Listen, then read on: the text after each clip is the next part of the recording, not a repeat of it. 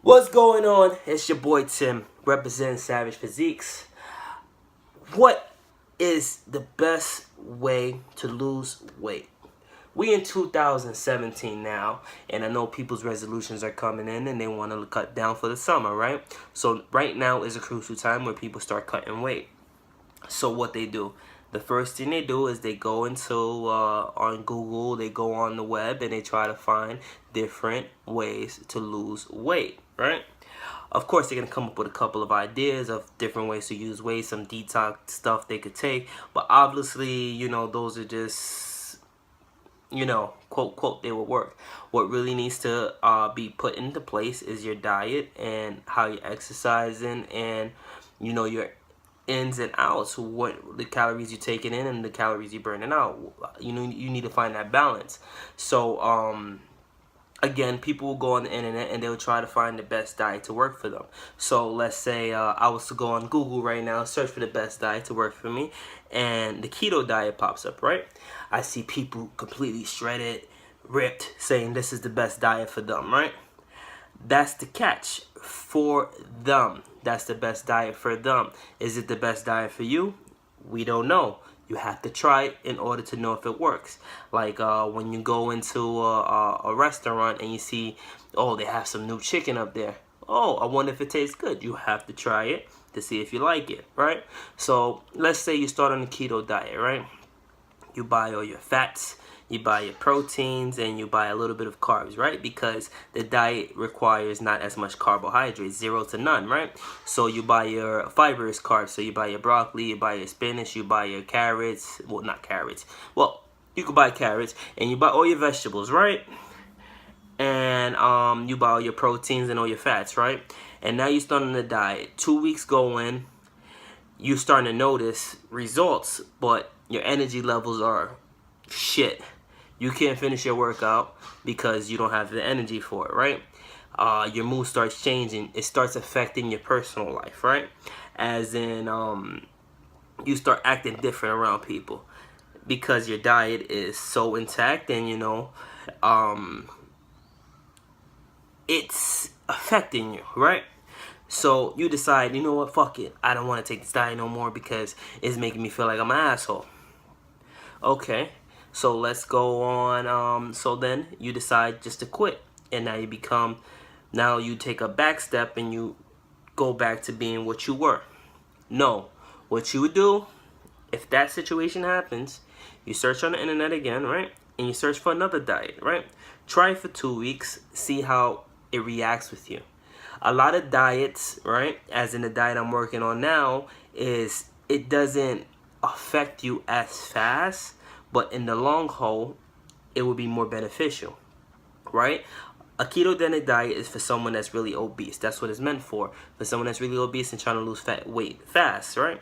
So if you go on a ketogenic, you go on that type of diet, and you're a bodybuilder, right? And you're trying to keep muscle, it's not going to work for you due to the fact that your protein is going to be very low, so you're not going to be able to keep that type of muscle.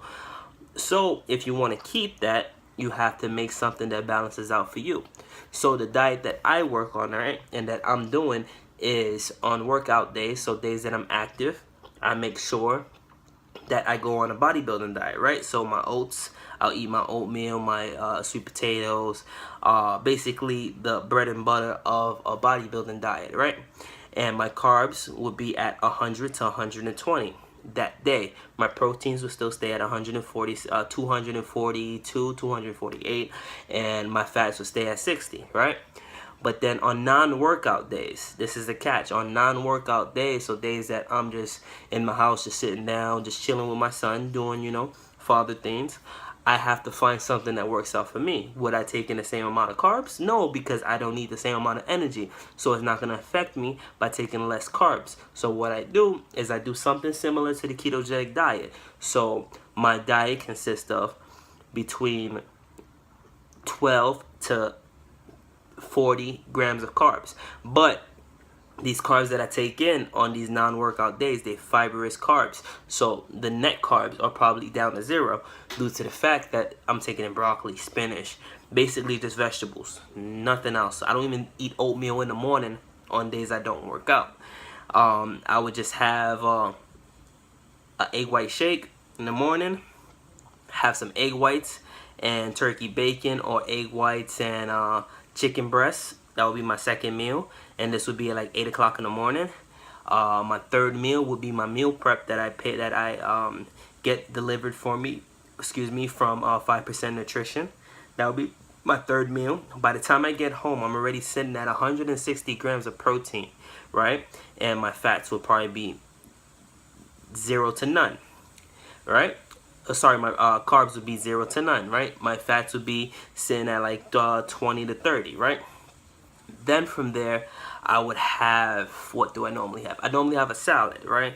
So I would buy some chicken breasts. I'll cook it up, 8 ounces, chop it up, put it in a salad. There goes my next meal. That will bring me up to 190, probably maybe 200, right? 200 grams of protein, right? And then after that, I'll have myself another egg white shake before I go to sleep, or I'll eat egg whites before I go to sleep, and that will bring me up 2 cups. So 2 cups of egg whites will bring you to 16 ounces. 16 ounces, it would sit you at around like 50 grams of protein, right? Two cups of egg whites, consume that, go on my day.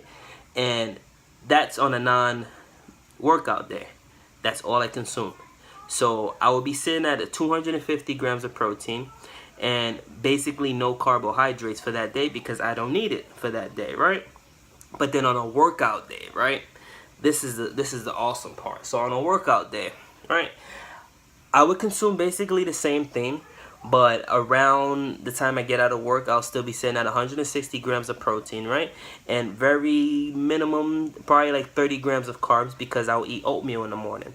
I'll have my oatmeal and my egg whites and my turkey bacon, right? That will be my second meal. So still the same thing. My egg white shake, my egg whites, oatmeal and bacon, the second one, right? My third meal will be my meal prep. So that would make me sit around like 160 grams of protein. Then I'll go to the gym. My gym shake, right, would consist of 2 cups of egg whites, so that's 16 ounces of egg whites. That would sit me at 50 grams of protein, right? A rice cereal. If not a rice cereal, I would try some type of carb in there, right? Some type of good carb. So like it's easy to find rice, right? No corn cereal. Corn cereal is not recommended due to the fact, if y'all could watch videos of what they feed chickens, what they feed pigs, what they feed these animals to make them bulky, it consists of corn because of the sugars in it. So I try to stay away from corn.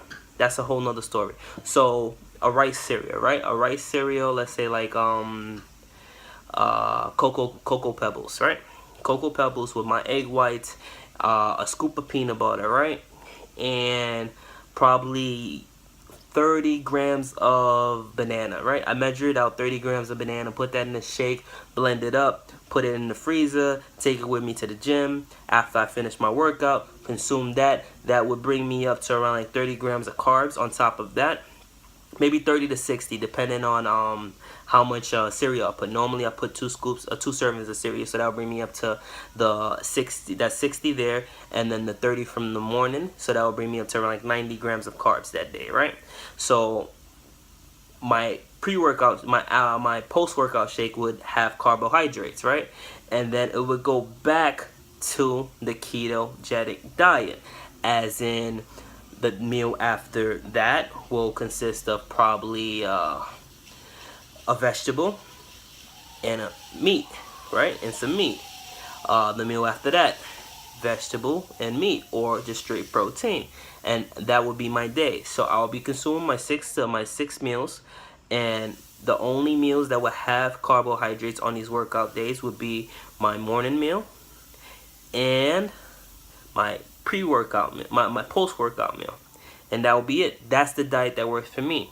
So a long story short, what you have to do is just work around what your body needs and what you require for the day, right?